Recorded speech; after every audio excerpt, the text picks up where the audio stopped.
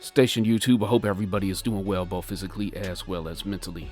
This week we have Decorum by Jonathan Hickman and Mike Huddleston, so stay tuned.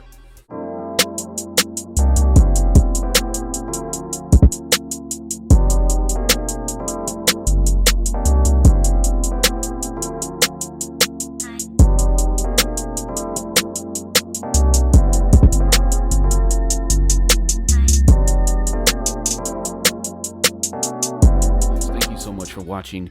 Make sure you check out the channel every Saturday for new comic book content. So like I said, this week we have Decorum by Jonathan Hickman, Mike Huddleston.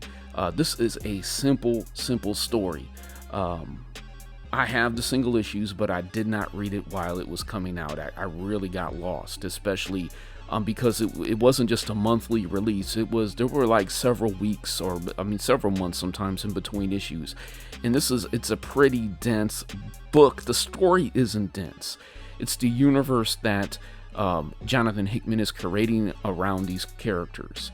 But the art in this book, it's something else. And to read it and collect it in this format, I have to say, it couldn't be any better than this.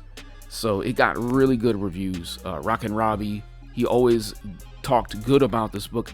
I'm glad he was able to keep it straight in his head, because as always, he guided me right. Others has completely dissed this book. They said it was just, too complex, and I could kind of get that. But other people were like, I saw one guy like rip this book up and start eating it and chewing it, and like he was playing the Office Space music, and he was hitting it with a baseball bat and all kinds of weird stuff. So let's jump into the credits here.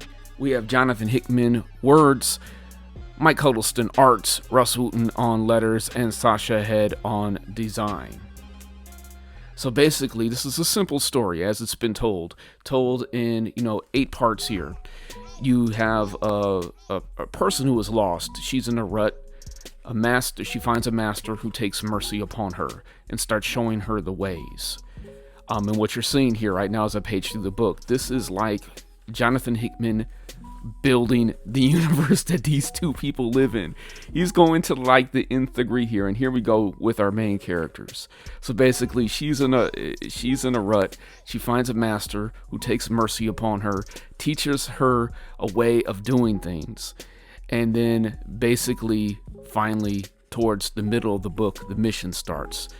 This is what they need to accomplish, and it turns master versus student.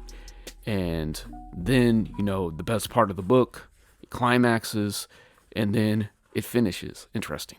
So we got, I hope you guys are seeing the art here. The art is just incredible.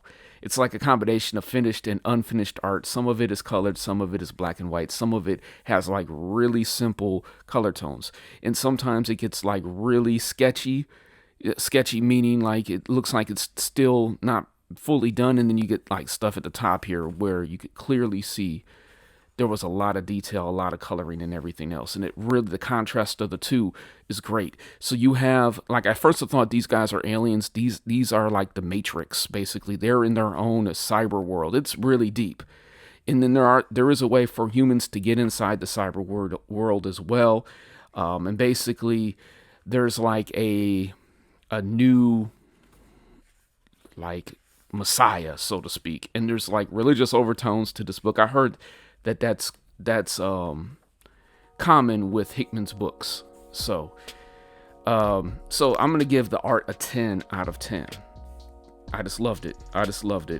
And I'll give Hickman a 10 out of 10 as well. Here goes this example of where it's like not all the way finished, but the way it just contrasts with each other.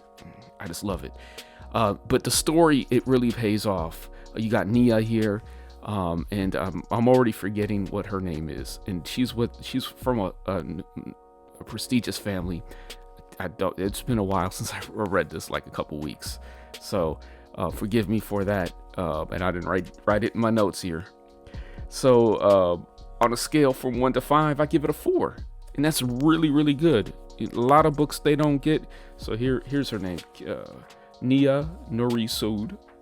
And let me see, this is another character, another assassin in the book, another assassin. Ursula Rain. That those are just the members of the sisterhood that she ends up joining of assassins. And I'm purposely being vague about like the details of it. I want you guys to like when you get this book, like read it.